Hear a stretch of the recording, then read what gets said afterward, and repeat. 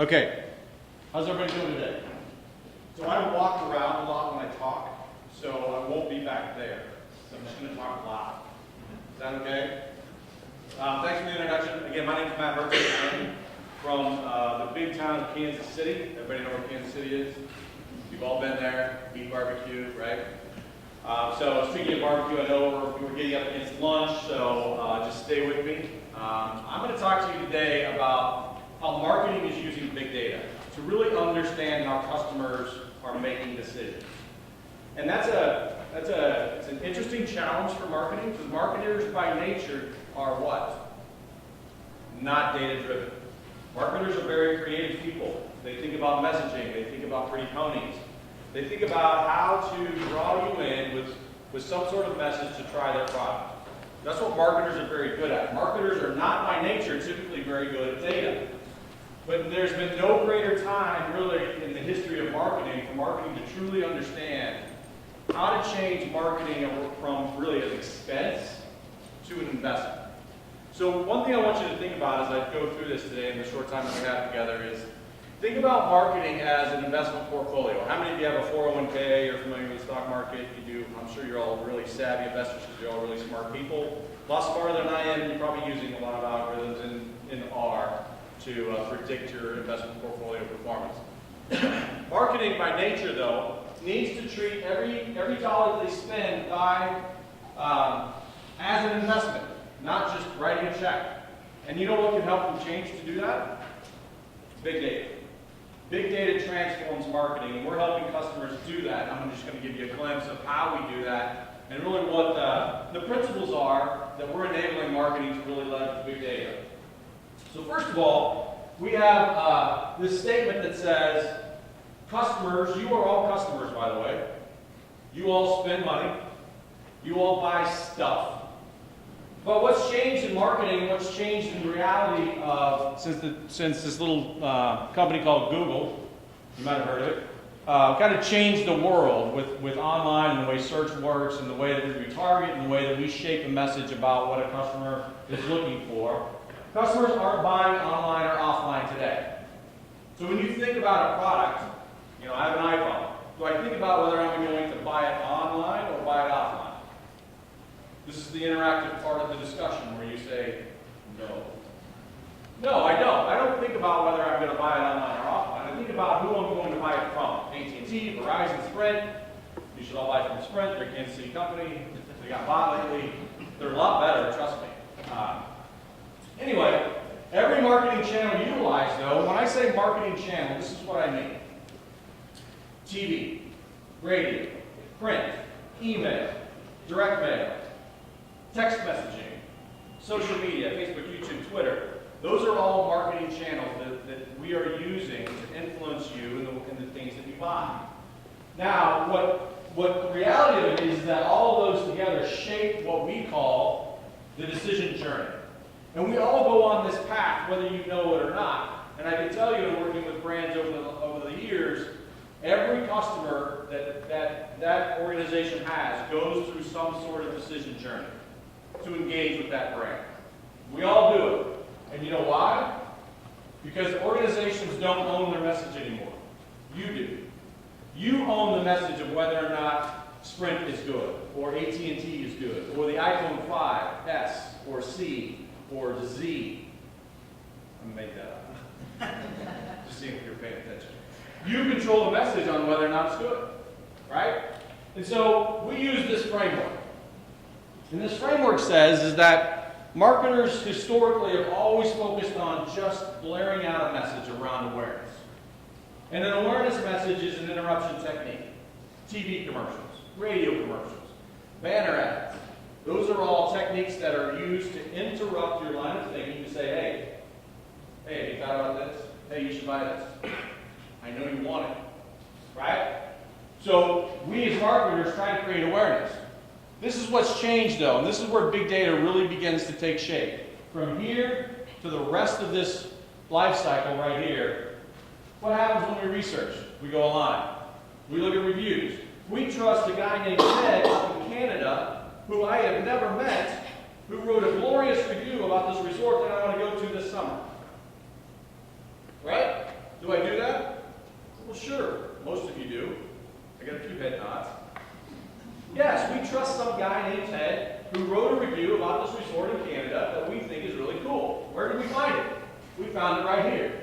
And then we start to analyze all kinds of reviews. We start to look at different product specifications. We start to analyze all of the details around this decision that I'm ultimately going to make. And when we begin to analyze, we begin to shrink our decision making. We start to boil it down to a few things that I'm finally considering. And then I decide to engage. What does engagement mean? Engagement means companies who are selling something, like insurance. I can't sell you an insurance policy online, but I can ask you to engage and send me your information so I can contact you. For brands that we work with that are in the lead generation basis, that's marketing's goal, is to get you to engage, to get you to begin to interact with my brand so that I can start a relationship with you, ultimately, so that you will buy from me. And when you buy from me, I want you to evaluate the purchase, and ultimately I want you to become an advocate of my product or brand. Does that make sense? That's what we call the journey. Now here's the challenge. We as customers and consumers, we can use any of these touch points in our decision-making process. Right? TV commercials influence us. Facebook influences us. Email influences us. Paid search. All of these things influence our decision. So what marketing has done is said, I don't know what to do. This big data stuff is cool. I don't understand it. So you know what happens when you don't understand something? You continue to do what you've always done, which is not leverage it, right? And that's just not marketing. And marketing is my sweet spot. That's my customer. That's who I serve. So I pick on them a lot. But the reality of it is we all fall into this trap. So understanding every customer's unique decision path. Every customer, and I'm not talking about one or two, I'm talking about hundreds of thousands of people that I'm driving through my buy funnel. I want to understand everything that's happening from that point to this point to that point. I need to understand it all. And when I do that, I can really start to drive sales, which is what marketing should do. Drive sales for the organization. So this is another way to think about it. So this is a traditional marketing funnel. And a marketing funnel says, hey, I got customers that I want to segment, I want to do market segmentation, I want to do product segmentation. And most every organization has a data warehouse that does this. And I'm going to tell you why most organizations aren't equipped with big data. This data warehouse is not something nice, new, and shiny. It's not this great new Teradata system that can process millions and millions of records in milliseconds. That's not what most organizations have today. You have data warehouses that have been around for years. They're legacy systems. They were not structured to handle the data volumes in a way that we need to be able to analyze them. Does that make sense? You guys with me? So what marketing does is says, okay, well, I'm going to use my historical data warehouse, and I want to go find new customers, new markets, upsell, cross-sell, do all those sorts of things. Most organizations can do that. Here's the problem. When I go make buying decisions about TV, radio, print, email, Facebook, YouTube, Twitter, website, I have no intelligence that drives that decision. I have a fragmented environment that's driven by this extremely powerful analytics tool that we call PowerPoint. Right? And you know how we use PowerPoint? We go out, we copy and paste data, we put it into the slide, we stand in front of people and say, this is what happened. Awesome. What does it mean? Well, this is what happened. Well, no, what does it mean? Right? So if you're going to use big data, you have to answer these two questions. What does it mean? What do I do? What does it mean? What do I do? Don't tell me what happened. I can have Microsoft PowerPoint piece together data and tell me what happened. If you want to have a big data strategy, we preach the fact that you've got to answer the question, what does it mean? What do I do? Does that make sense? So here's what we do. We say, you know what? You've got to have a process to bring all of these channels together. Every touch point, every interaction, every click, every impression, every dollar, every post, every retweet, every interaction, every text. I got to have a methodology to bring all of that together. That's big data. And when I do that, I can bring it together in a nice new shiny data warehouse. We use Amazon. We use Amazon's S3, we use the Redshift platform. Big data, I would recommend it. We moved from Microsoft SQL Server, couldn't handle the data volume. Just couldn't. So now it's in a clustered environment, scale it up. We use R, by the way. The gentleman was talking about R before. We use R, we use SAS. We use all kinds of tools. We use Tableau. You can have all of those great tools. The problem is, until you solve the data problem, those tools can't help you. That's just the reality. You've got to solve the data problem in big data. And when you do that, you bring it together, you pick your platform, something that scales up, something that wasn't designed internally, based on history, something that leverages today's latest and greatest technology that you can scale up, you can process, you can do all the things that you need to do to leverage big data. When you do that, you can have data tell a story. Does that make sense? That's how you leverage big data. When you do that, you can start to do things like attribution modeling. So in our world, we utilize SAS, R, primarily to do attribution modeling. We use multiple models, multiple ways to get there. I didn't bring a set data scientist today, so I can't tell you exactly which models and how they work. That's not my job. My job is to hire those guys. So, but we use 4 primary methodologies when we're looking and trying to understand marketing performance. What do you think it means when I say omnichannel? Anybody have an idea? Not all at once. You know what omnichannel is? It's perfect for those customers like Helzberg Diamonds. Anybody heard of Helzberg Diamonds? They're a client of ours. Brick and mortar store, right? They have 235 luxury jewelry stores throughout the U.S. But you know what they also have? They have a large e-commerce presence. So they sell online and they sell in store. That's omnichannel. I have 2 methodologies in terms of how I actually make sales. Now think about this, from an omnichannel attribution and things that I've just told you. If you go to Helzberg.com and you shop because it's Mother's Day and you're in a panic, or Valentine's Day, or Christmas, speaking to the males, right? So you're in a panic, you're shopping, but you don't buy online. But you go in store and buy. Was the website valuable in that transaction? Yes or no? Yes, absolutely it was. But what's the value of that? What's the value of that interaction and that research that you just took? And how many thousands of people are actually doing that online and going and buying in store?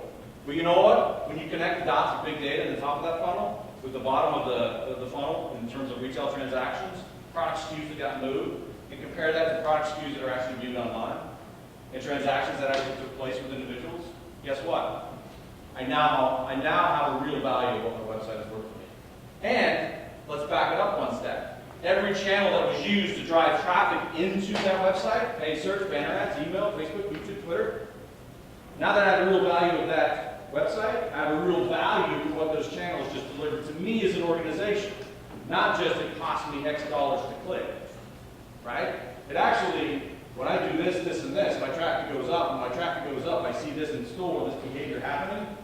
Using the regression, all kinds of different models to say, wow, this all actually makes some sense. You guys with me? Multi-device, same thing. We're doing the same thing. Desktop, tablet, phone. The biggest trend that I will tell you that retailers are struggling with today is dealing with this thing right here. And the reason is because our historical metrics about conversion rate and transaction rate and interactions online, when I use this device, my likelihood of actually doing a transaction online for that particular retailer goes down about 40%. Does that mean that I'm doing something wrong? No, that's just a behavior change. Then I have to have big data aligned to tell me that when I'm using this device, I need to speak differently. And I also have to change my metrics. Because guess what? When I use this device in the research, I'm actually seeing a spike in in-store sales. Is that good? Sure it is. I just got to know why. Big data will tell me. Multi-channel attribution and campaign performance attribution. Multi-channel is really looking at this mix of all channels that we use to invest in. What is the right mix? Should I spend more in search? Should I spend more in email, direct mail, TV, radio, print, social? Where do I spend my money? Multi-channel attribution in your model tells you. It tells you. Yeah. Yeah. 5 minutes. I was hoping you had a question. Three. I'm going fast. Lastly, I have 2 slides. The other thing I want to leave with you today is we've been doing big data for a long time. And big data is awesome. You know what's great about big data is there's a lot of it. You know what's bad about big data? There's a lot of it. Right? So you have to have a methodology to harness this asset. Because it is an asset, I will tell you that. But the methodology that you got to have is you got to make sure you've got good big data. You got to have a tracking strategy. And when you're looking at that tracking strategy, you got to have a methodology to measure it. Because the last thing you want to do is be doing attribution models, be doing performance models, doing predictive behavior models on bad data. Right? It'll tell you an answer. The answer won't be right. So tracking and measuring, we preach this time and time again. We get people a call say, I want to multi-channel attribution model. I say, great, I want to sell it to you. What are you doing here and here? How do you know your data is good? How are you tracking your data? How are you actually consuming your data? What's your measurement strategy? What are your metrics? When you do these things, you can do attribution modeling, you can predict behavior. That's the beauty of big data. So what's the benefit? Understand how your customers behave and why. Gain insight into every marketing dollar and program. Deliver more effective campaigns. Our job and our complete 100% focus at Alight Analytics is to make marketers smarter and to make better use of those dollars. It's a huge budget item on every P&L. And if we tweak it 1%, improve it up on the top side, improve it on the bottom line, that's a huge gain in any organization. See demand performance across regions, products, campaigns, compare conversion rates, different stages of the marketing funnel, customer journey, and view campaign performance, leads, opportunities, etc. Bottom line is that big data fuels marketing's ability to monetize what it's doing. If they obviously are using a great company like Alight Analytics, shameless plug. Just kidding. It takes the methodology, and it's there and you can do it. Questions?